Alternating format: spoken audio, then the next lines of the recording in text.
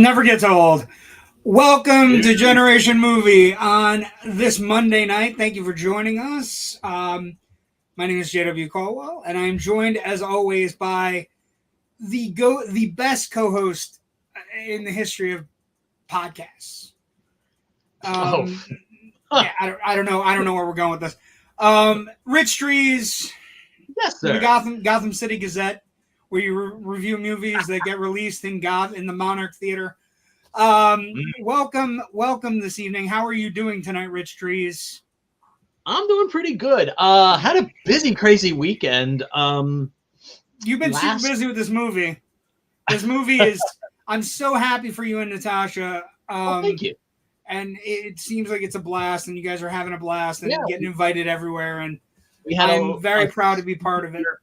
Like we on the we participated in a screening of a bunch of short films and a documentary on some early film history here in the Wilkes-Barre area at the local public television station that was actually hosted by the Luzerne County Historical Society, which was really nice.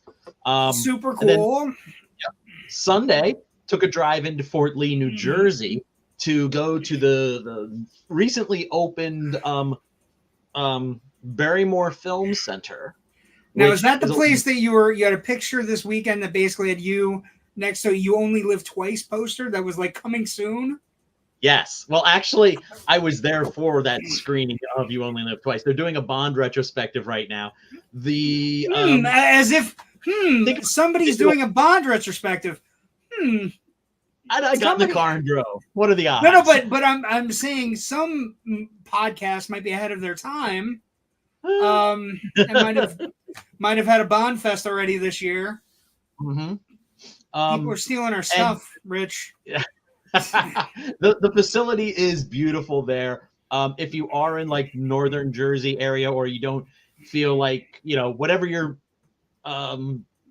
however long a drive it is to Fort Lee, New Jersey, from where you happen to be sitting, if it's not too bad, if you feel it's not too bad a drive, look them up online.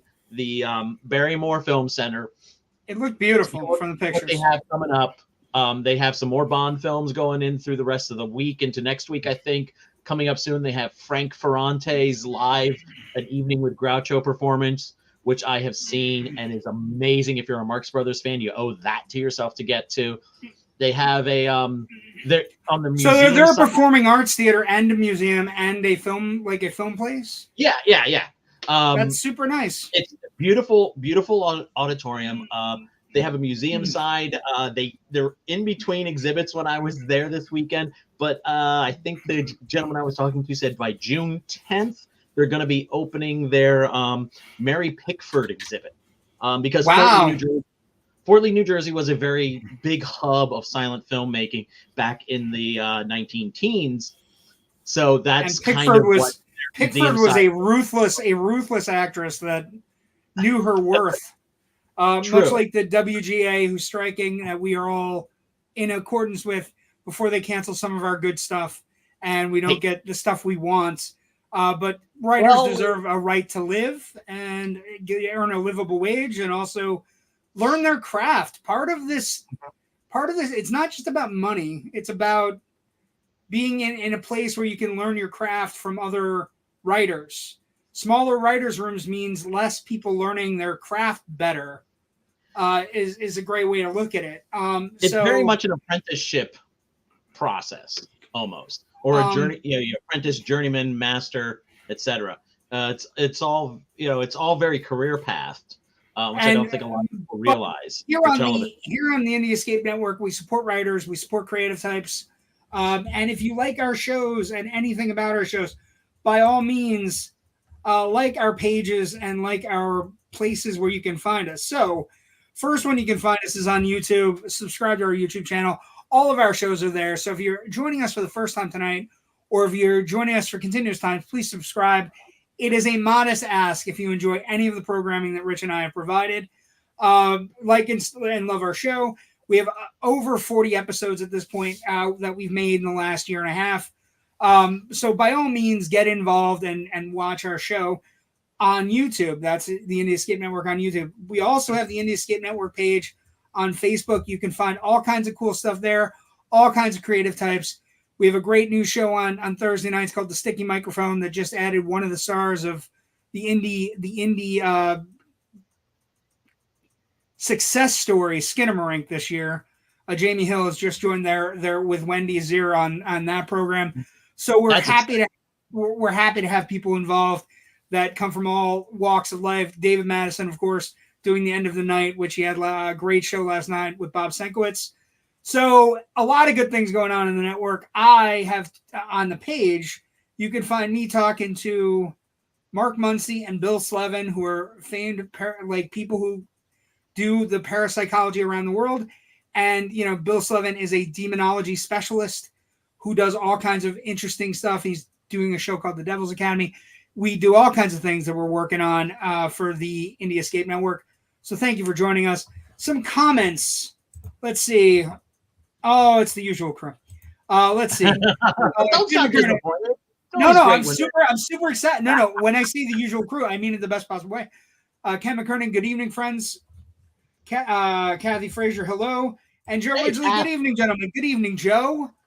Tonight is a good night. Tonight is a blockbuster night. With the next 6 episodes of this show for Rich and I are going to be very fun in a sense because these are movies that we love to. And for me, the one movie we're going to go over in the next 6 weeks is my favorite movie of all time. So I'm super excited about Raiders of the Lost Ark getting a Generation movie treatment. I have posters. I have all kinds of stuff that we're going to talk about. And there's all kinds of reasoning behind things, why we're doing it. And we're going to get to that in a moment. Joe says, people don't realize we had writers and actors scheduled to be guests on our network, but had to cancel due to the strike. Yeah. Solidarity is a thing that it impacts all the way down the line. So it not only impacts shows and movies that are in production that you care about, returning shows and shows that are that are launching that you maybe cared about. You heard about something happening, but Joe and Mike and David and a couple of the other actors and all of these people that do our shows, they are standing in solidarity, so they can't do our shows. So that is a little bit. It shows how the impact down the line of what this particular strike is. It's not just people trying to get money. There are so many important issues in this WGA thing. Protecting from AI. I don't want to be replaced in my podcast life by some AI JW bot. That would be terrible. I want to be me. The one of the I think understood things about the strike is writers or actors or directors, part of what's considered their duty under a contract is participating in promotion. So right now, the writers can't be out promoting anything that they've written for that. Yeah, okay, for example, like Kevin Smith couldn't be out promoting a new Kevin Smith movie that he just made, but he could because it's a project not covered under the MBA, the minimum basic agreement for the Writers Guild. He could be out promoting his own podcast, or he could be out promoting a comic book he might have written. Where it's going to start to impact the other side of this is the WGA, and Rich and I both know this. The WGA is just the beginning. The DGA contract's coming up. The Screen Guild actors, the Actors Guild is coming up. All of these guilds are coming up. So if we're not going to give a living wage to writers, directors and actors aren't just going to fall in line and sign an agreement. So this is something we need to get done sooner than later.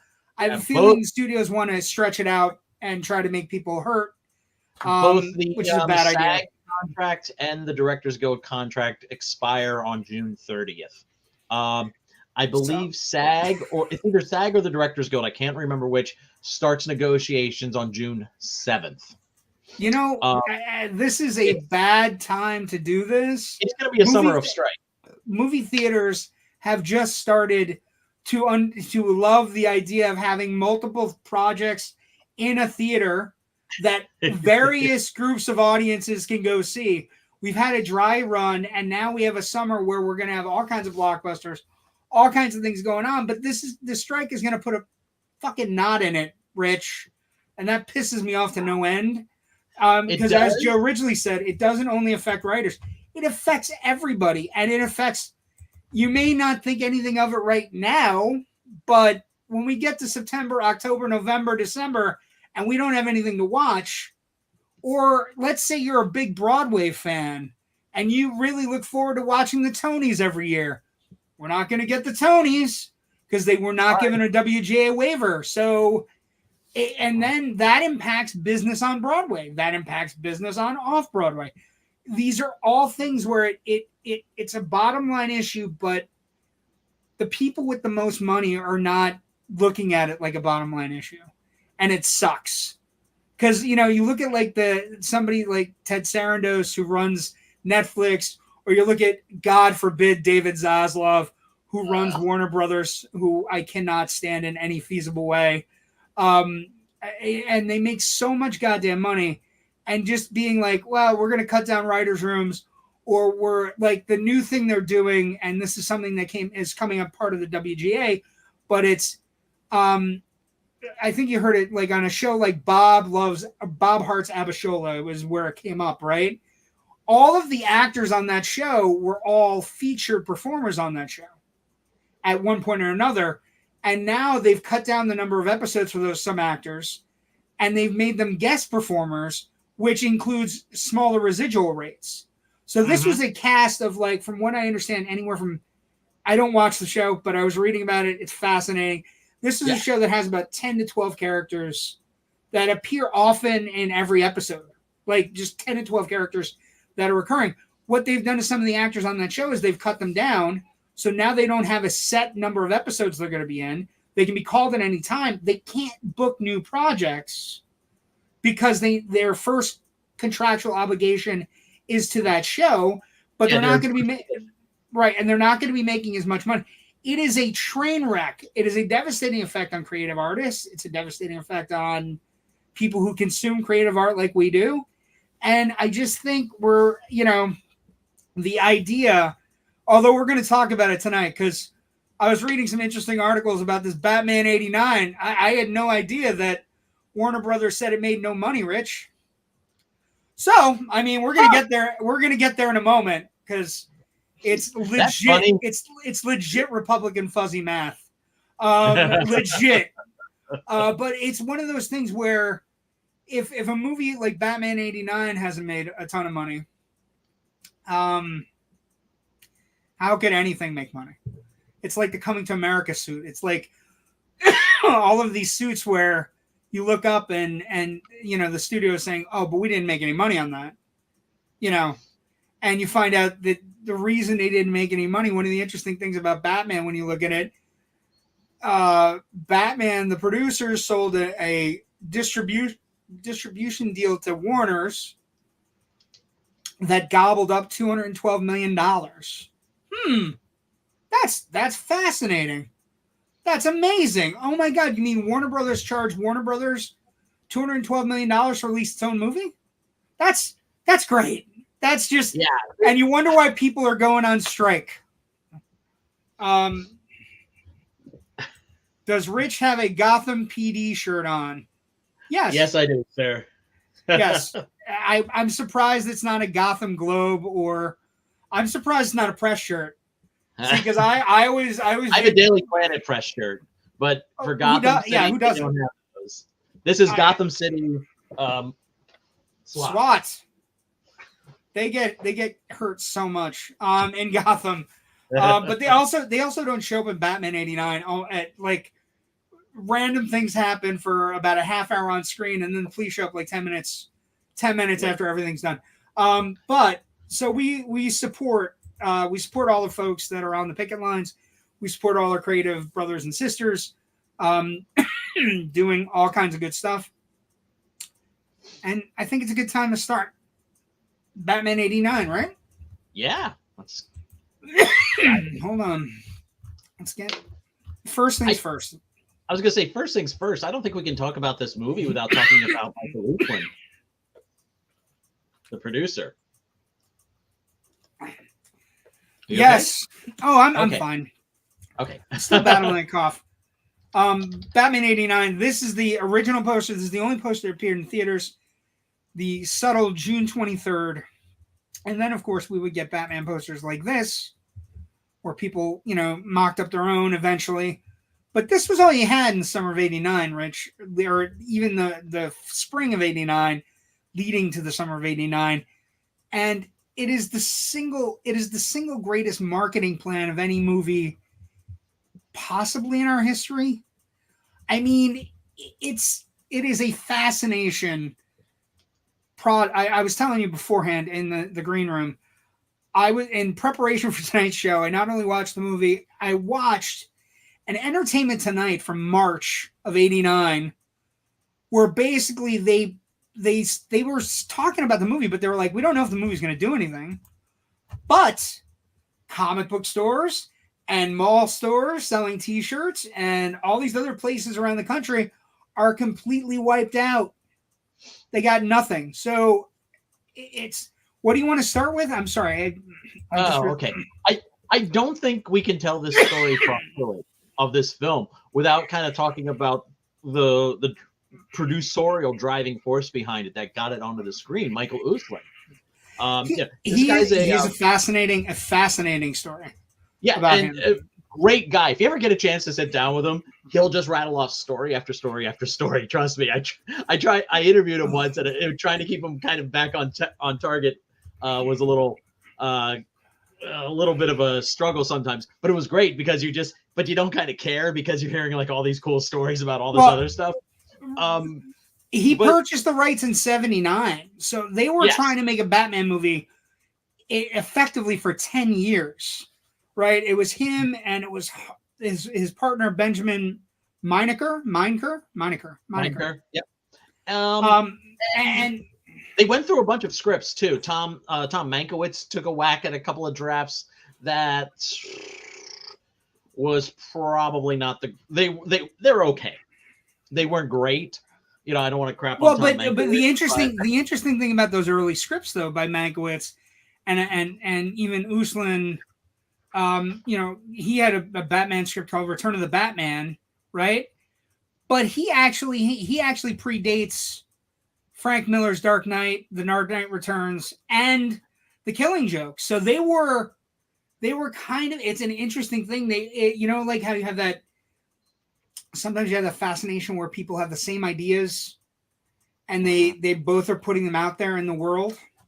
Yeah, well, we had already started to see, thanks to Denny O'Neil in like the early to mid 70s in the comics, a more serious version of Batman.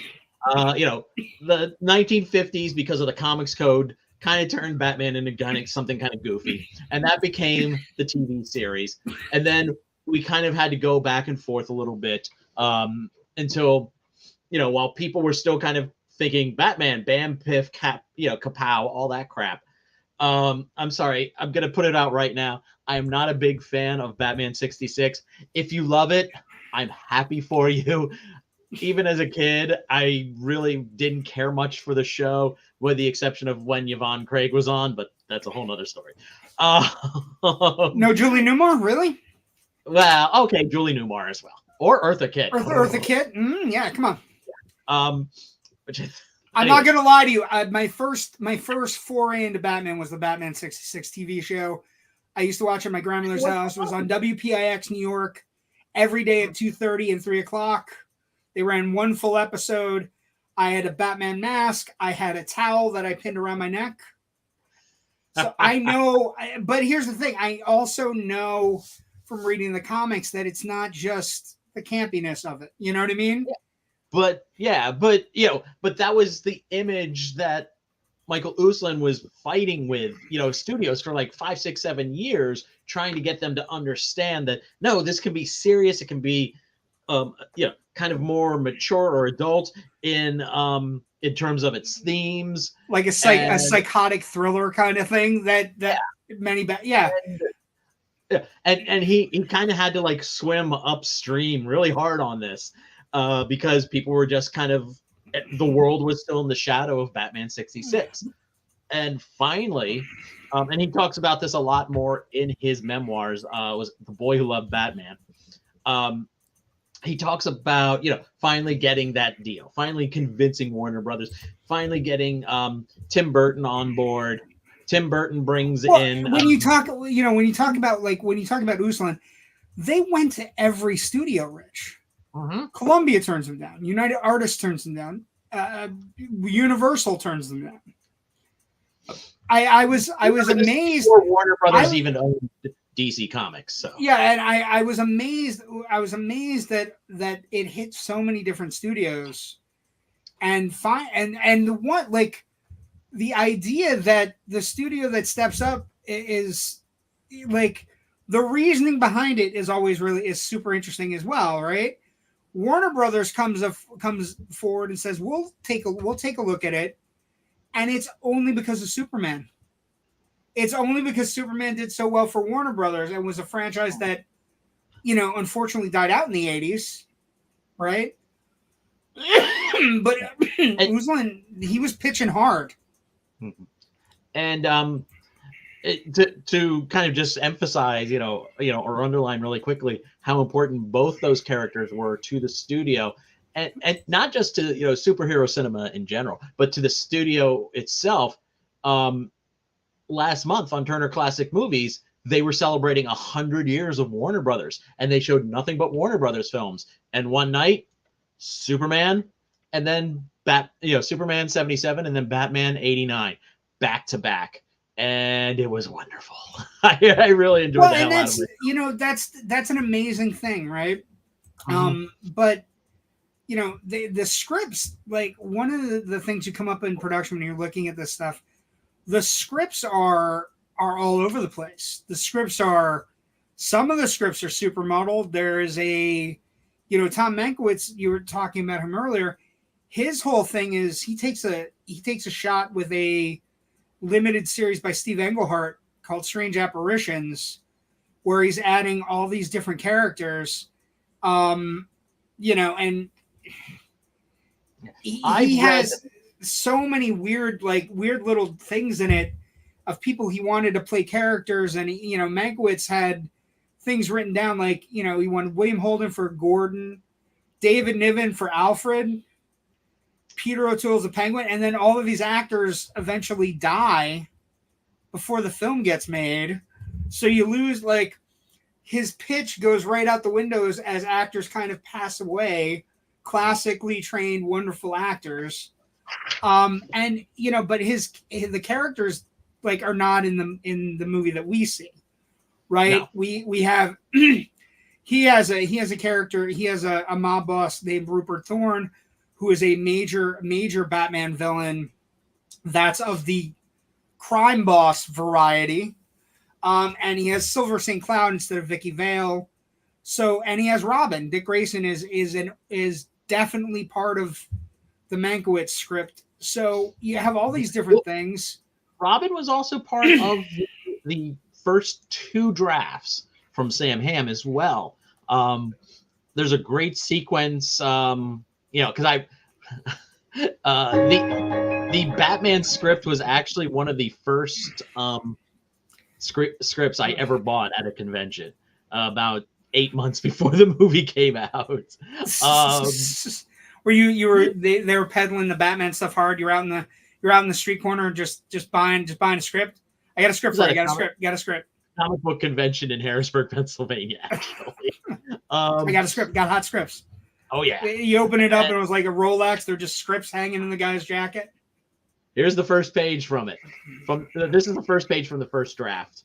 Nice. I have that printed out because I want to read something off from it in just a moment.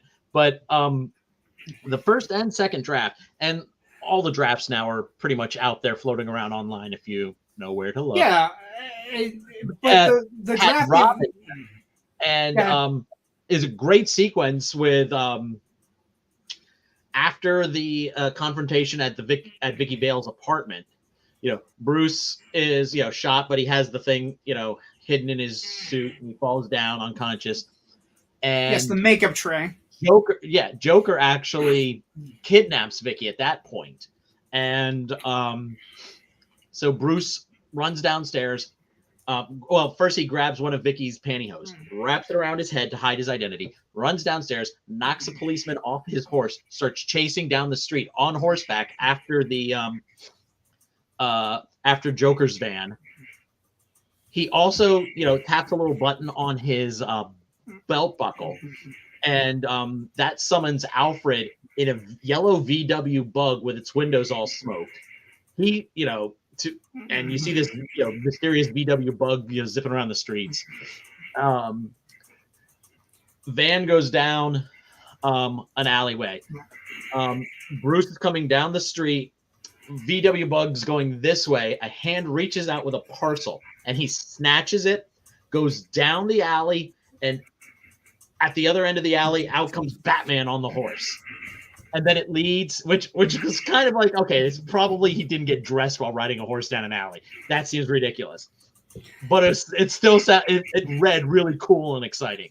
And then they eventually... Well, yes, because the logistics of it make no sense whatsoever. But what would have been on screen would have been super cool, theoretically. Yeah, you wouldn't have thought about it in the moment. 2 days later when you're... I will say, rewatching, I didn't see a lot. There's some things that are wonky that I had questions about, but we'll talk about that when we get to the critical phase. But that segment then goes into Gotham Central Park with the circus and the Flying Graysons, and you see, Robin's origin kind of play out there. And then Robin is helping Batman during the riots, but Batman tells him to stay put and goes up after Joker into the church cathedral by himself. All stuff that's really kind of easy to excise and lift out, probably because it would have added several more $1 million to the budget if they were going to shoot it. Why does it would have easily become the question of the summer? Why does Batman need a horse? But I think why does need a start? Why does God need a starship? Why does God need a starship? Exactly what I was going with.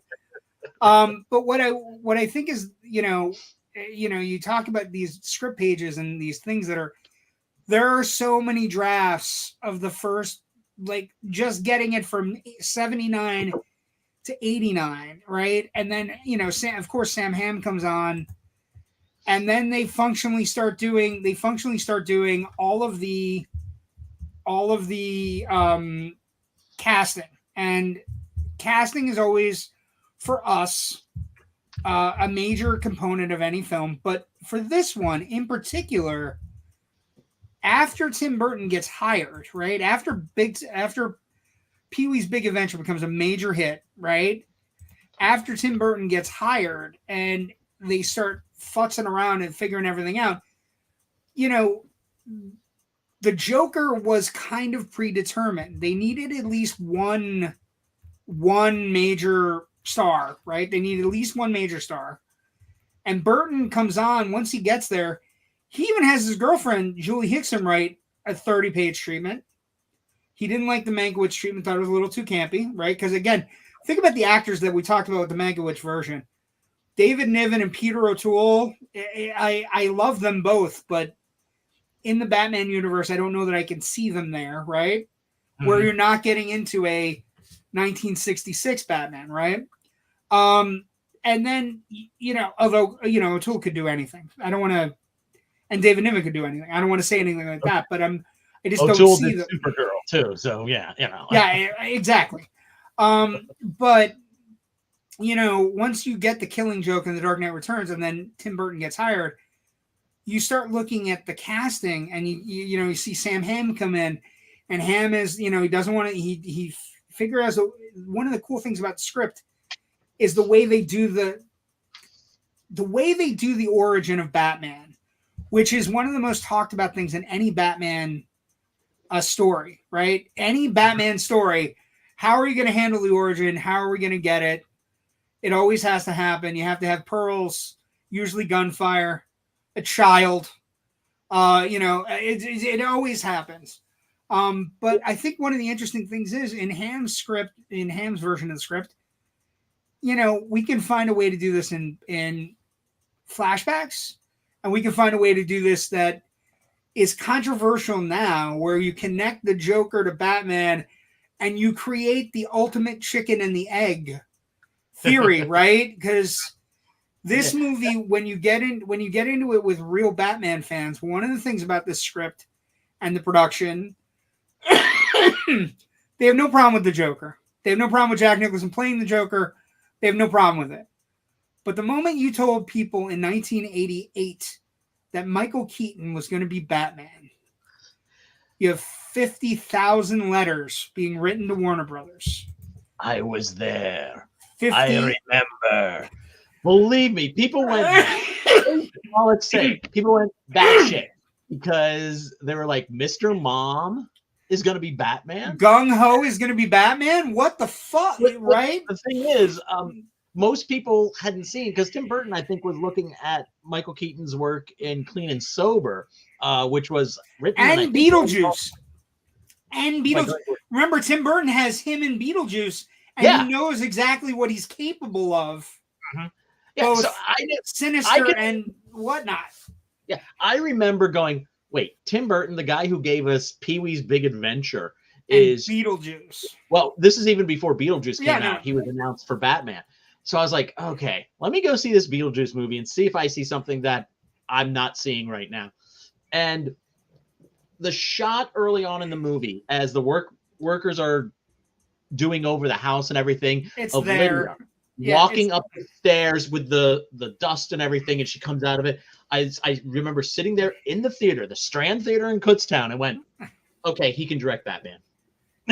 Well, and once you start delving into Tim Burton, you realize that he's not a comic book fan, but he does like The Killing Joke. He does like Return of the Dark Knight Returns.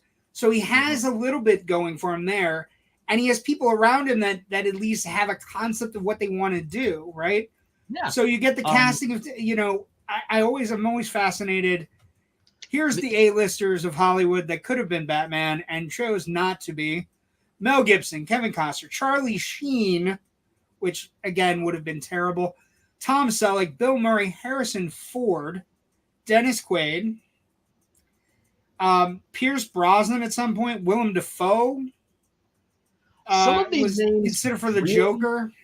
Some of these names really feel like the studio put them on the list to say, if we're going to be spending this amount of money, we need some names on that. We need and that's where Burton was able to shield himself with the key. One of the things you realize when you're talking about the pre-production of this movie is that Burton shields himself and is allowed to pick Keaton because the studio demands Nicholson. And Ken has a really good point here. Ken writes, first pick for Joker was Jack, second was Robin Williams. I think it might have failed with Robin as the Joker. I don't think it would have failed. I don't know that it would have been. I think Nicholson brought a gravitas to it that nobody was expecting, is one of the things that the film has going for. But like I said, Burton uses the casting of Nicholson behind the scenes to go, well, you guys get what you want. I want what I know I can get out of for Batman, right? So that's one of the stories behind the production where Keaton gets cast because Burton is able to say to Warner Brothers, hey, I'm giving you Nicholson. I'm producing this movie. I'm directing this movie. You've made the choice for one of the biggest central cogs in the film already. Give me something to pick. To speak to the Robin Williams thing, at the time when this movie's going into production in like 87, early 88, at best we could say the only dramatic work he really did was Good Morning Vietnam. Good Morning Vietnam, and it's not that deep. It doesn't ask a lot. It's still Robin Williams. It's a Robin Williams performance where Robin Williams is playing Robin Williams. Now, of course, later on in the summer of '89, we get Dead Poets Society, which we've already talked about here on the show a while back. Yeah, and we know what a great dramatic performance that was, and that kind of surprised everybody. And then, 2 years or a year later, we get Awakenings and the Fisher King, which kind of balances his manic and his dramatic side. He eventually gets to the point. I don't know that you have the gravitas to pull off you know, what happens here. And when you also add into the fact that Nicholson takes a pay cut, because Nicholson is not only reading tea leaves. I one of the most interesting stories, I have a background video that I watched where Nicholson basically is sitting and he looks like the cat who ate the canary. He's like, look, I have people in my life that go to comic book stores. I knew how big this was going to be. I told them how big it was going to be. Nobody listened to me. And when I signed on, I told Warner Brothers, hey, I'll take $6 million instead of my normal 10, and you give me 15% of the background merchandising and a cut of the gross. Which at the time, everybody looked at him like he was fucking insane and said, "What are you doing?" But it turns out that it was everything. His contract is one of the things we have to talk about production runs, right? Because the contract was not only something which pays him anywhere from $50 to $90 million in addition to the $6 million he earns, but his contract also included days off for Laker playoff games. It included. It was supposed to be it's a 30-day shoot, 3 10-day shoots, or no, 10 3-day shoots that he could build his life around when it was filming in Burbank and filming in at Elstree in Pine Street in England. And it's one of the greatest contracts ever, but he gives way more days than he had to give because he gets there and realizes how fucking huge the movie is going to be. He reads the script, realizes that Keaton's going to be a great Batman, realizes that everything is working, realizes that Anton Furst is designed. It's one of the greatest set designs in the history of film. And I'm not talking like it's a great set design for a comic book movie. I'm talking it's a great set design for any movie, like Wizard of Oz level. That's right? What I wanted to talk about next, actually.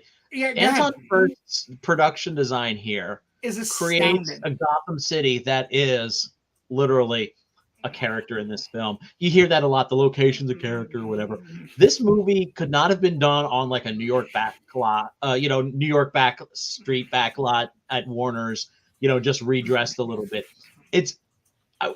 I was watching this again this evening, I marveled at how well this looked like an actual city, an actual location.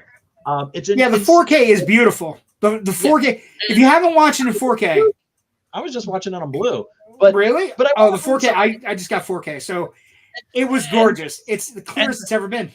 And all this architecture, this Gothic, oppressive architecture. It feels like it's out of German expressionism, which is, of course, one of Tim Burton's things. This is something that Tim Burton wanted. He found a collaborator, Anton Furst. Even Sam Hamm knew about it when he wrote in the script. Now, this is first draft of the Batman screenplay here. Fade in. Exterior, cityscape, night. The place is Gotham City. The time, 1987, once removed. The city of tomorrow, stark angles, creeping shadows, dense, crowded, airless, a random tangle of steel and concrete, self-generating, almost subterranean in its aspect, as if hell had erupted through the sidewalks and kept on growing. Holy shit! You know what? I love that's what we see on the screen. It is everything we see on the screen. I was watching it in 4K tonight, and what I was amazed with, there are characters on the streets that maybe you haven't paid attention to. I think one of the things when we revisit these movies and you're watching production, revisiting some of these the characters that are there's a girl that's sitting on a girder, and she's in all pink, and she has a pink puppy. She has a pink poodle. And I didn't think anything of it. I've never really looked at her or anything. But tonight I noticed it, and I was watching it, and I'm like, that's very specific. She's sitting on a girder. She's talking to people, and she's not a prostitute because there are prostitutes around her. Oh, yeah. She's just hanging out on a girder. The other thing I would also recommend to people, the first time we get into the Wayne Manor and just the concept of Vicky Vale and Knox walking into the ancient armor room is so incredibly great. And it's just one of the great scenes. But it also, when it pans back and there's a camera watching everything, and then it goes to Bruce and he's sitting in the Batcave, and all the monitors in these weird, like, there are pipes that are wrapped around the monitors, and it's like industrialized, but also like old but new. You know what I mean? Like, and it's, and I think one of the things, it captures the base of the heartbeat of the movie perfectly in the production design. The costume design is all drawing on, and a lot of the lighting design is all drawing on like film noir influences. Another thing too, I missed it when we were talking originally about how Burton didn't want to just throw the origin story right up front. Yeah. But kind of weave it as a puzzle if you don't know it really through the movie until we get to literally the last 30 minutes before we get that flashback. Until we get the big dust up where everything. Yeah. But if you do know the whole Batman story, it's that opening is such a head feint because you see, parents and one son walking down the bad side of town and they're getting mugged, and you're thinking, okay, here we go. I guess we got to watch. Well, the only hint you get is that you look like a tourist, right? The only hint is the little kid opening the map up, and then but everything from that point, like Batman is. It's a great hit bait, and then it makes a connection to, this is why he does it. Once we realize later on, it's some really sly bit of writing, actually. I marveled at it while watching it today. Before we get to box office and everything else, I would also be remiss to talk about the two silent but deadly aces that Tim Burton brought to the table. I am referring, of course, to Prince making a concept album about Batman that nobody in their right mind would have thought would work in every conceivable way. But every Prince song in the goddamn movie works and works to perfection. Even, everything that is pierced around it, Prince music, the attack on the museum, the parade sequence, everything that's wrapped around Prince music and the music video that would come out of Batdance. Genius. It's a genius move. He knew they were going to be all over fucking MTV all summer. He knew it. It's weird though. Batdance was a huge hit, huge radio hit even, and it's odd though that we all know Prince had his issues with Warner Brothers, but any greatest hits package of Prince, never had Batdance on it. And it's still one of his, bigger hits. It always was. Its omission always seemed interesting to me, and I've never seen anything where he actually addressed it in any interview, and he doesn't seem like the type of person who would have addressed it in any issue. Oh no, and that's in any interview. I could see him not remembering it and just letting it go. But Prince is huge because Prince gets everybody up and dancing, and then Danny Elfman, who is, at this point is just the lead singer of Oingo Boingo. And all of a sudden he comes in and Danny Elfman is writing the score for this movie.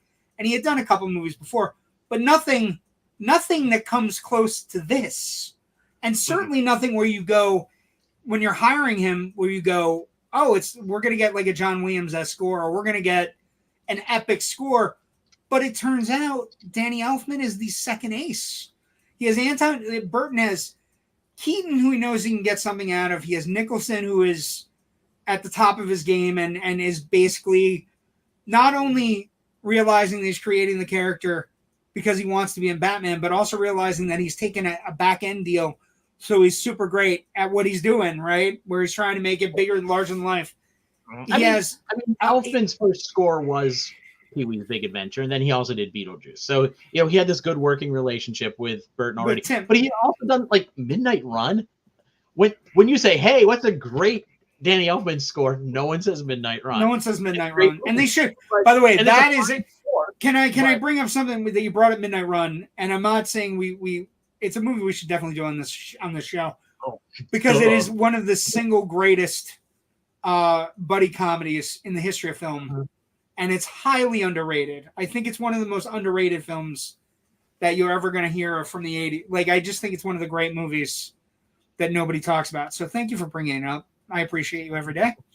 And if you've never seen Midnight Run, by all means, see quite possibly De Niro's best performance. Like, he's really good.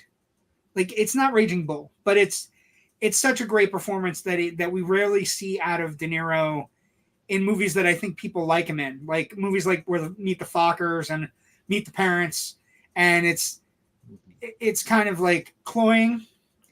This is De Niro in a comedic fashion that is brilliant. Charles Grodin. It's Charles Grodin's best performance on film. Yeah, and it's beautiful. But Elfman's score, this comes out in June of '89, and by December of '89, everybody is now suddenly getting Danny Elfman once a week in their living room because he scored the opening theme to The Simpsons. Which he probably got based on the strength of Batman. And but those are he scores like the Flash. He scores the main theme for the Flash TV series. Batman, obviously Batman Returns, a whole bunch of other Burton stuff, but his score is very influential. Even the Batman animated series, I don't think he did the main score. I think that was all I'm suddenly forgetting her name. Shirley, gosh darn it. But it's so influential. If you thought it was a Danny Elfman score, you could be forgiven very easily for that. But everything comes together. I mean, Bob Ringwood's costume designs becomes iconic, even though the Batman suit isn't necessarily what you would expect. The Joker outfit is pretty much spot on, perfect in every conceivable way. And the henchmen, even the henchmen have they're like henchmen from the '66 campy version, but the jackets are so goddamn cool, Rich. They're amazingly cool jackets. I will admit, while watching it, I was starting to think about the timeline because it feels a little rushed at portions. Like, okay, Jack gets out of the river to the plastic surgeons and fully recovers from plastic reconstructive surgery or attempted plastic reconstructive surgery in what feels like 36 hours. Which doesn't seem like a whole lot of time. We could talk. There are other things I noticed that we never really. Also, suddenly it's having convenient. It's convenient and everything else. Their whole It's also convenient. Like 2 days later, it's also convenient that his parents' anniversary occurs the night after Vicky Vale's first date. There are weird things that happen in the script, but we'll talk about them in a moment. So production runs from October to January. So it runs, I believe, filming goes from October '98 to February '89. What was that? And the fact that the filming at Pine Tree brings up a rather interesting mystery that I've sort of been trying to figure out. Okay. Okay. You want your picture? In a second. Just bring it up. In the scene where at the Gotham Gazette where Knox meets Vicky Vale. The very first time I saw this movie, something caught my eye. You can kind of see it on the left-hand side of the bulletin board there in the background. Right there in the middle. So this is what we should explain. This is Knox's bulletin board in the Gotham Globe when he's talking to Vicky Vale. On a set in London, England. On a set in London, England. Yes. Now that newspaper clip looks interesting because on the left-hand side, it looks like a little domed Gothic piece of architecture, and then the masthead. And I recognized it immediately as the masthead from the Sunday Patriot News in Harrisburg, Pennsylvania, because I spent years reading that newspaper growing up as a kid. The Daily Patriot News and then the Sunday Patriot News always had that's the Pennsylvania Harrisburg Capitol Dome right there on it. Now, at the time this movie came out, I was not the only one who recognized this. People at the newspaper themselves saw the movie and were like, wait a minute, that's our masthead. How did our masthead become, get across the Atlantic to London, England? And they ran a story I remember reading in the paper showing, okay, they figured out which Sunday edition that was based on the production time and everything. And they tried to reach out to the studio and no one seemed to know. And this has always been like a little mystery in the back of my mind going, gee, I wonder how that ever got. Did you find this mystery? No, I have not. God damn it, Rich.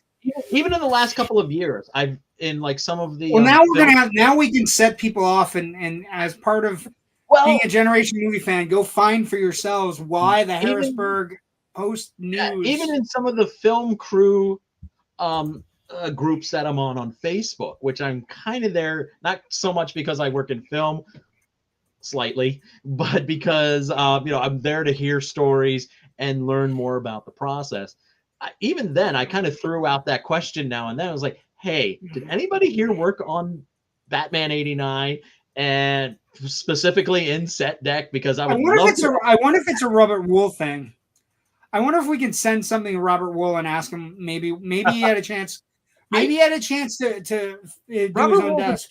Robert Wool's a Jersey guy, so I'm not quite sure if he would have something from PA instead of something from Jersey there. Robert Wool has been on the Indie Escape Network, so maybe we can have people reach out and figure it out. But even then, people didn't know. So I'm kind of like, this is one thing that's always been on my mind. Somebody was like, well, maybe it was a prop had been shipped to Pinewood but wrapped in the newspaper. And I'm like, it's a little too smooth to be, a crumpled up piece of newspaper that they redid. So I don't know if whoever was doing set deck, was from Harrisburg and just wanted to slip in a bit of winkiness to their hometown in a way that fit the mood of the piece. Bravo, thank you. That's amazing. It's one thing that's always kind of driven me bonkers about this movie. So the movie opens. The movie opens in June after one of the greatest single production periods where they just mass merchandise and marketing. Movie opens in June. It has a Baffa weekend. It is the first $40 million 3-day weekend, opening weekend. $40.4 million, which is 16.1% of the total gross. It ends up grossing $251 million domestically. It grosses $160 million internationally, and this is 1989 money, for a total of $411 million. How many times did you go see it during its theatrical run? Probably 6. Okay. 7. I only did 4, but 2 of them were that opening Saturday or that opening Friday. Here's what happened. Everybody. So I saw it at the Viewmont Mall. It was at the Viewmont Mall Theater, and what would happen is every Friday night as the summer progressed, anybody who hadn't seen it, I would go with. So do you know how you and I would be on opening night? Because I was definitely on opening night for this. And so on opening night, I saw it with my dad and my mom. With my dad and my mom, right? Thursday night premiere. I saw it with them. Then, that first Friday and Saturday, I probably saw it 2 more times. One with one set of friends, and then one with my cousins who weren't allowed to do things. And then the following week, during the week or whatever, I went with my cousins that lived by my grandparents. So I went with anybody who was going to it. I latched myself onto, in kind of a creepy way, not necessarily a good way. You're going to see Batman? I've seen it 3 times, but I'll go. And then people felt bad about not bringing me. So the other thing is, we should talk a little bit right now at this moment. The $251 million, the adjusted domestic box office is $577 million, which, if you're paying attention right now at this moment, we're talking Super Mario Brothers money. Yeah. which is still funny to me. And the budget was 35, right? So it ends up grossing 11 times its production budget, which means, for anybody paying attention, it's a big hit, like a Mario. No, it's a big hit in its own right. But that's also an interesting place. The box office is just one story. Batmania takes a hold of in the summer of '89, and it becomes like this crazed, amazing, just you have to go. You have to see it on a big screen. Interestingly, while we're talking about the money real quick, that $40 million budget would only have been about $98 million today. Well under budget. Yes, which but, is part of it is if this movie was made today, it feels like it would have cost out at about 150 to 175. So before they're making great movies or marketing, not just for less because of inflation, but for less in general. Well, just because I think it's one of the great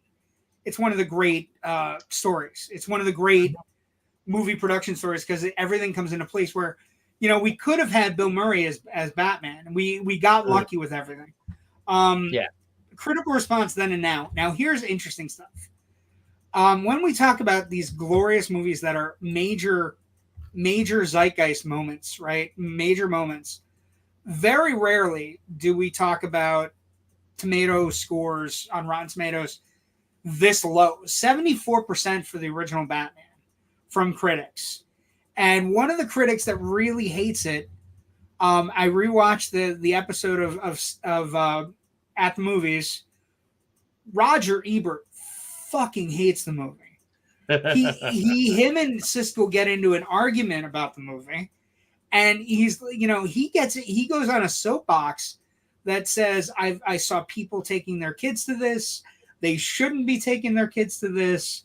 This is not a kid's movie. This is an adult movie. And Siskel chimes in at that point. That's why I love it. Mm-hmm. Right? So it becomes this weird little fight between them. And he's like, yeah, everything's great. The effects are great. The set design is great. Nicholson's great. Keaton's great. But I didn't care about a single person in the movie. And he's like, so, and Siskel chimes in with, if you thought both performances were great, how do you not care about either one of them? And he's like, I just don't. I don't care about Vicky Vale. I don't care about anybody. I don't care about anybody in this movie. And he goes, and I care about kids being dragged to this movie because they think it's Batman from 1966. And Siskel's like, no, it's an adult version of Batman. So they have a squabble. Siskel kind of caught in that mindset of like, I think that's what he was expecting was Batman 66. When he realizes it wasn't, and I generally like Roger's writing. It's really good. There are times though when he misses a zeitgeist movie, and this is one of them. Yes. But 74% is remarkably low for a movie that grosses so high and is so widely regarded. Now, the interesting thing here, and we're going to talk about it a little bit because we're going to talk about what the nature of our show is. So the audience tomato score is 84. So it's pretty much close to everybody loves it. And the critic score is 74. So it's low. What I would say in rewatching it is, I'm enamored with it. The more I watch it, and the more I get excited about this summer, which is where this all comes to be. You and I having this grand plan and grand idea because this is happening in a couple of weeks, right? Yes. So one of the things, this is happening in June 16th. So it will almost be 34 years to the day. Right, what is it? 34, right? 34 years to the day. June 16th, June 23rd, right? So almost 34 years to the day. We are getting a Batman movie. We're getting a Batman movie because we're getting things like this. Look at this. This is actually occurring. Now, and this is in spite of being excited, in spite of the person who's sitting behind Michael Keaton as Batman here, right? And it is also what is happening, and we have to talk about, is that it is the first time this is happening. 1989 was the first Batman movie. It was the third Indiana Jones movie, and it was the last time we had both Michael Keaton and Harrison Ford in the same summer, which is occurring as an anomaly within 2 weeks apart in about a month. Mm-hmm. So this is what led to this particular zeitgeist by you and I use zeitgeist a lot, but so we are, what I want to say as we do this critical review portion, we have Batman. We're doing Batman tonight. We're doing this next week, which is in its own way unique and wonderful and amazing and also completely batshit crazy. And I'm fine with it. In a couple of weeks after that, we're doing this. And then this. So we're doing Raiders. We're doing Temple of Doom. We're doing Last Crusade. So we have the 289 movies. And we're doing Kingdom of the Crystal Skull. All in a lead up to Indiana Jones and Dial of Destiny. And The Flash. And what I would say is, when I was rewatching it today, Keaton's great. Like, Keaton's not just good as Batman. He's fantastic. Everything's inside. The scenes with Alfred are wonderful. Like, even the scene where he asks Alfred for something he knows he shouldn't ask him for. Yeah, where's my parents' book? Where's the book of my parents? And Alfred's like, it's on your desk.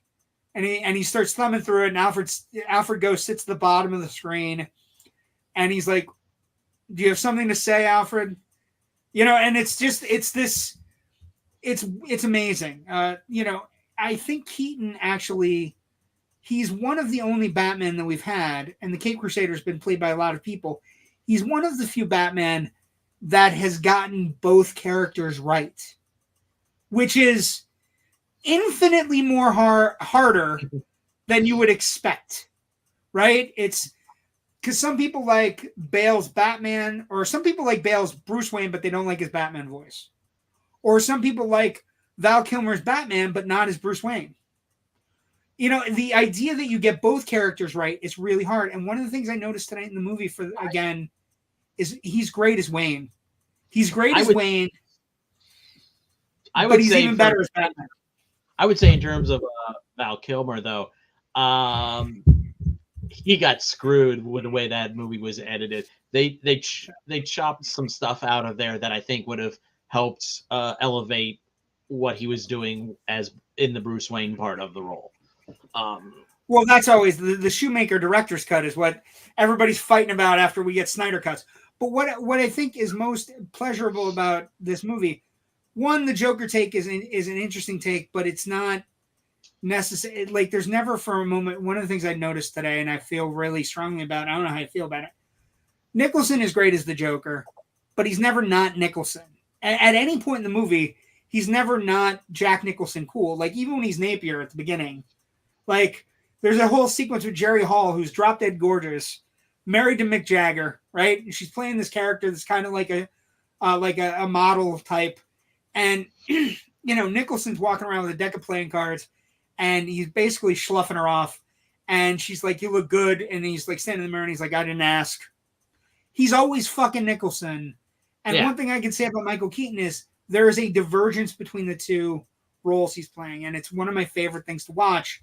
He really gets the difference in the characters. Like, it's, and I like the break stuff. Like, when he's talking about, like, when he's trying to tell Vicky that he's Batman, it's still one of the greatest scenes.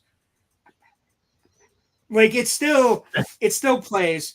All of the set design is incredible. All of the, like, the Batmobile's awesome. The Batwing's awesome. The balloons are awesome. Like, it's one of the great blockbuster movies that immediately transports you. You remember the popcorn smell of the theater you were in and the people you saw it with. And I think that's one of its great joys, right? That you show this movie to other people in your life who may have never seen it, and they see the Joker walking into a room, and or they see Batman dropping out of the sky, right? And it's magic. How do you feel? It is. It's one of those things where I can't even describe how the anticipation was generated. It was there. I think it's at some certain point, and if I'm remembering correctly, the very first teaser trailer was pretty much just the what we get. I rewatched it. It's a terrible trailer, Rich. Yeah. It is awful in every conceivable way. It is a terrible trailer. And I watched that trailer and I watched the Batman Returns trailer just to make sure that I wasn't losing my mind watching the Batman trailer. It's bad. And I don't know how they got anybody to see it. Like because it's not good. Just that Bat logo though. And people were like, "Oh, okay." And it's not just because comic book fans John Peters talks about the Bat logo as nobody knowing what the fuck it was.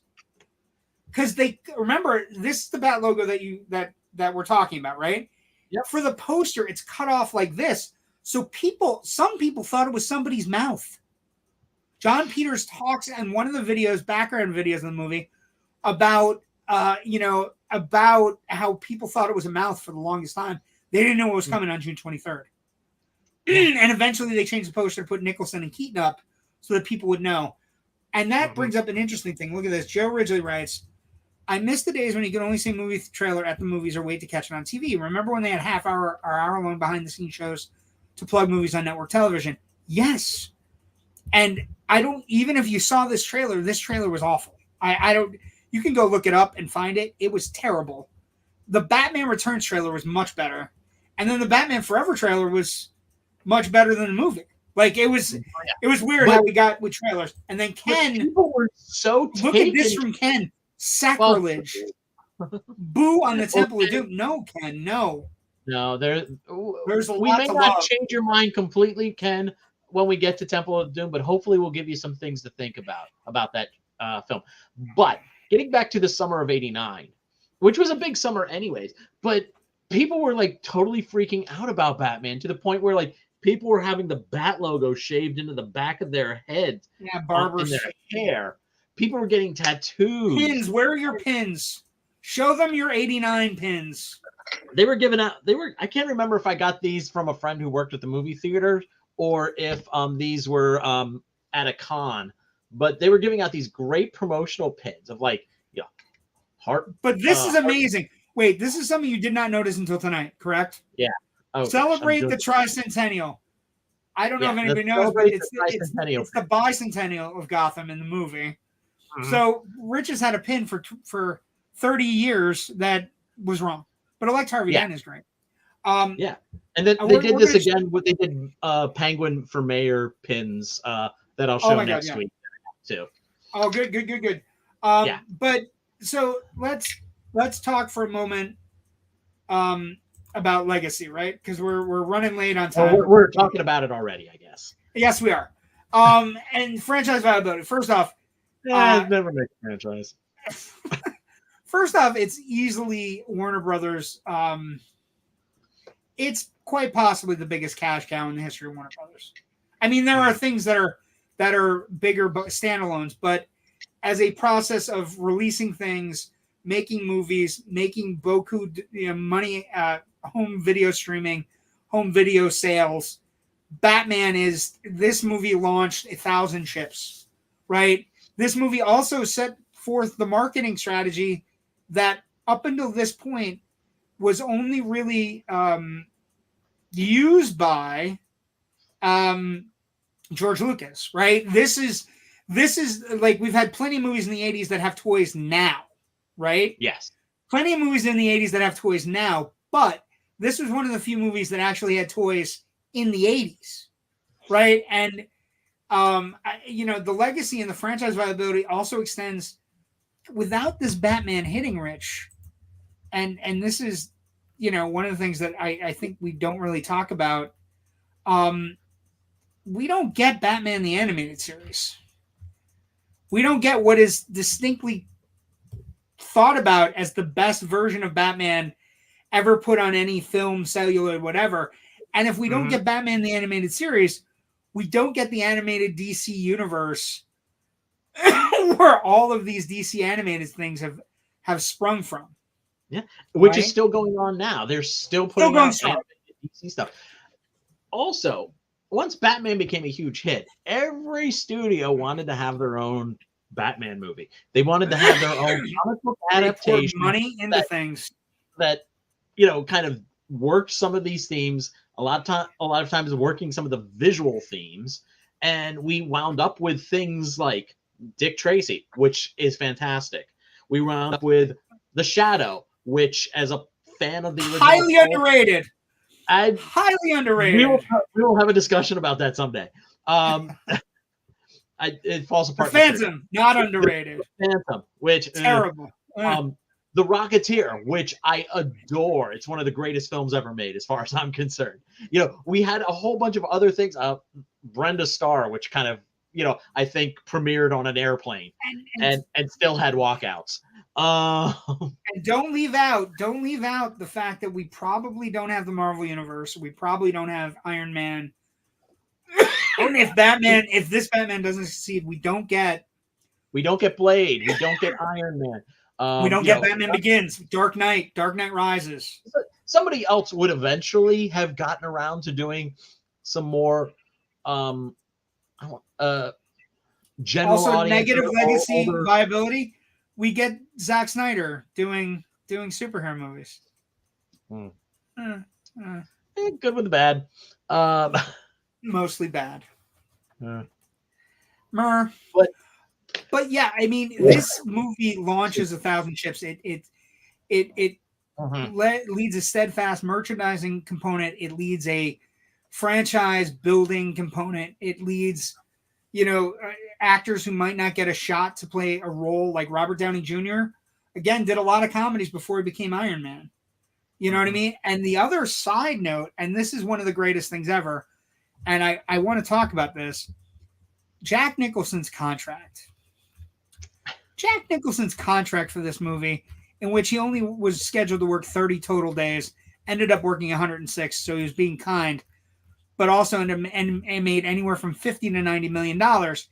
He shaped some of the greatest contracts in the history of film for other actors, right? Actors realize, first off, that you got to take the gross points and not the final net profits. Not net, you need gross. They will hide everything. The studios will screw you on that.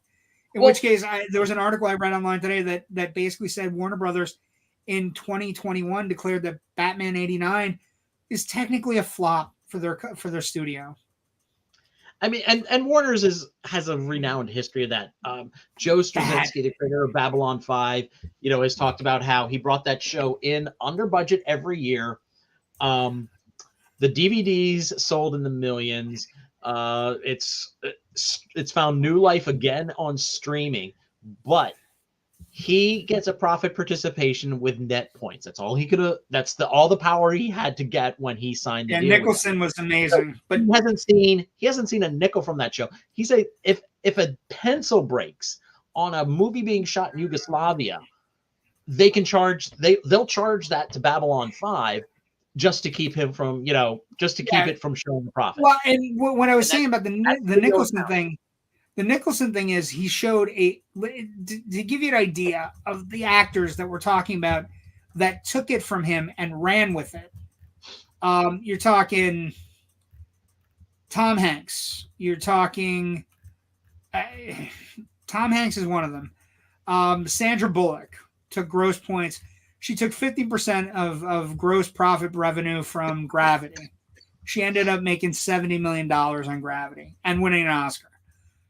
Robert Downey Jr., Tony Stark, he ends up making $75 million from Avengers Infinity War just by taking the gross points. That's the only way they get him back. Tom Cruise theoretically owes his bountiful harvest of a life to the idea that Nicholson did what he did.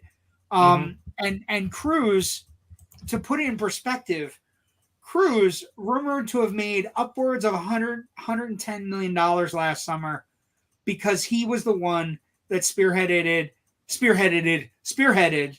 the profit points on Maverick. and the gross points. So you're talking and streaming rights. So the idea that other actors and other directors and everybody else took the deal that Nicholson had, learned from him, is a legacy of this movie, and also gives us great things to inspire to, right? It gives us amazing things to inspire to, because we get great performances, we get great actors, and because they're more invested, they're trying to make better movies because they want the movies to hit, right? And one of the things that I think that most comes from the legacy, and I think the final word for tonight, Batman 89. If we don't have Batman 89, we don't ever get. First off, one of the things that happens with Batman 89 that I think is a great legacy is that something like Superman 78 is celebrated because of Batman 89. We have all these different things that are celebrating Superman 78 and Batman 89, comic books, bringing Christopher Reeve and Michael Keaton together in comic book form. All of these things that never happened, that could have happened and should have happened, are now part of the legacy because Batman 89 was such a gigantic mega hit. Not it's only the fulcrum on which the entire cinematic history of comic book films pivoted. Hinges. It's a hinge. It's a refraction point. It's a point where everything changed, and Star Wars wasn't the only blockbuster at the multiplex, right? And Indiana Jones wasn't the only blockbuster at the multiplex. And that summer of '89, it's one of those great summers because you had Ghostbusters 2, you had Star Trek 5, not great sequels by any means. You also had Lethal Weapon 2, Indiana Jones: The Last Crusade, and Batman 89. So if you went to the movies in summer of '89, you had a good summer. Like it was hit after hit after hit. And disappointment, sure. But Batman 89 is the lasting legacy movie where you look back and you go, where were you? What were you doing that summer? And inevitably, after you saw Indiana Jones 6 times, you ended up seeing Batman 6 times. But we'll get to Last Crusade when we get there. I'm just very grateful. I was able to share seeing Batman twice, opening day, with my good friend from college, Damon, and a mutual friend of ours, Rebecca. They both drove up from Reading, and we saw an early in the afternoon screening of it. Ran out to grab a bite to eat. Went to my local comic shop at the time was Gema Books, and then we went back and caught another screening of it before they headed back home. It was a great day that I still think about every now and then very fondly. Yeah, and well, that's the magic of movies, right? And we were there for that amazing change in cinema history. And also, that's one thing about movies, right? Because I know you're thinking about Damon right now. I'm thinking about Ren. Ren was the person I used to go to the movies with. So yeah, movies are not only important for what they are, who you see them with, where you're at in your life when you see them, and these are important things, and that's why we do this show, right? This is you and I pouring our love out for these movies, right? And the friends that we've made along the way. But we will be back next week. Yep. And the schedule is I'm gonna give a little bit of the schedule, and then we'll talk a little bit about ourselves. So the schedule is gonna go. We're gonna do Batman this week. We're gonna do Batman Returns next week. We are then, Rich and I are getting a very well-earned holiday off. And then we will come back and we will do the 4 Indiana Jones movies, all leading up to Indiana Jones and the Dial of Destiny opening on June 30th. So it is going to be a glorious opening part of the summer for us. As many of you, or maybe you don't know, Raiders of the Lost Ark is my favorite movie of all time. I have so many touchstone memories related to Raiders and my dad and the Monticello movie theater that I grew up in, and seeing it first because they had to test the print at the time. No digital. They had to build prints, and they had to make sure the prints were okay and everything was in order, and the cuts and splices were all great. We had a great projectionist named Mel Cooperberg who put everything together and used – it was at the time, I remember the projectors. The projectors had like – basically bars, little tiny bars that they would burn to get the light shining through. and it was so dangerous. Like, I was not allowed to go near the bars when the things were burning. But that movie Raiders is one of my favorite movies. It's my favorite movie of all time. So it's within my ever-changing top 5. I have like a top 5, and that's it. Because when it gets to that point in ranking for me, it's ridiculous. I can't do it. Well, it's really I have a top 5. It like for some people this movie is their number 1, and I could totally understand that because it is a touchstone film, right? But this is what we got coming up. I'm gonna breeze through them right now. Couple of things. Jamie Hill, thank you for. Sorry you're late. Don't worry about being late, Jamie. You're early for your next show come Thursday. I love Raiders of the Lost Ark. I love Raiders of the Lost Ark too. You and I can definitely be friends. And Ken, I'm gonna go back to this. Boo on Temple of Doom. We're gonna talk, Ken. I'm gonna try to change your mind. Because Rich and I don't know that Rich and I have discussed this, but I will say to everybody on the show, I love Raiders. But Temple of Doom is legit not as bad as you think it is. I'm just going to say. Seen Temple 27, still don't like it. Ken, we can't be friends. Dude, you don't see a movie 20 plus times that you don't like. Why are you watching it 20 times if you don't like it? We'll postpone this conversation. It's coming soon. It's like everything on our show. I want to talk to you about that, Ken. I look forward we're going to. Also, the concept or idea that you're watching a movie 20 times that you don't love. I don't know. That makes no sense to me. So this is all what it all leads up to. We start off tonight with Batman 89. It all leads up, of course, to, and maybe at the end of this, we do an episode where we talk about The Flash and Indiana Jones and the Dial of Destiny. Because that would be the perfect finite ending to this 6-week journey. We'll talk about it when we get there. Rich, where can 2 comments? Hold on, we're gonna get the comments first, and then we're gonna end the show. I like comments as long as they're nice. Because we've been yapping. I own the set. I own the set too. I own multiple sets, multiple Raider sets. We have weekends with Raiders movies. Have to watch all 4. Yes, that's fine. You know what? We're gonna talk about Kingdom of the Crystal Skull too. I don't hate that one either. Rich, where can people find your stuff? All right. All my writing is at filmbuffonline.com.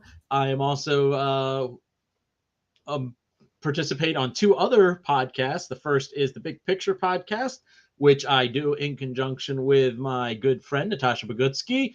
We haven't done an episode in a couple of weeks, but we have to find some time to fix that soon. I'm also occasionally heard on the Film Scribes podcast, the official podcast of the Philadelphia Film Critics Circle, which I am a member of. That too, we haven't done an episode in about 2 weeks or so. But I know I've seen a few things just recently. By the way, Blackberry is amazing. Film Buff Online. You can also find us on Facebook, where we, post links to our stories, as well as a lot of on this day in film history and TV history posts. So if that's something you enjoy, come find us on Facebook. And I am on Twitter with my lefty politics and movie and comic nerddom stuff at Film Buff Rich. So you can find me. I host another show called Loud and Nerdy, and that is, of course, another show that I host on Tuesday nights at 8. I will be doing that this week. We have several guests coming back this week. Very exciting. Kyle DeFina and a couple other people joining us. I also, we have a Loud and Nerdy group. We have a Loud and Nerdy page on Facebook. You can find me at JW the Movie Guy on Facebook, Instagram, and Twitter. And you can also find some interviews we have with some of the folks on the Indie Escape Network. And I'm also working with Joe Ridgely on a couple other things that we have in the works at the Indie Escape Network that might come to fruition and be kind of exciting. And we'll talk about that more. We'll see everybody next week. Next week, people. Next week, Gotham gets Christmas-fied. Right? Look at this. It's a Christmas movie. How great. It is a Christmas movie. How great is this poster with the bat symbol covered in snow? And then we have the cat. We have the bat, the cat, and the Penguin, who I have been on many a Halloween. We'll see everybody next week. Thanks for joining us. Thank you so much, and everybody. Please subscribe to the Indie Escape Network. We appreciate all you do, and we appreciate everybody at the network. Have a great week, folks.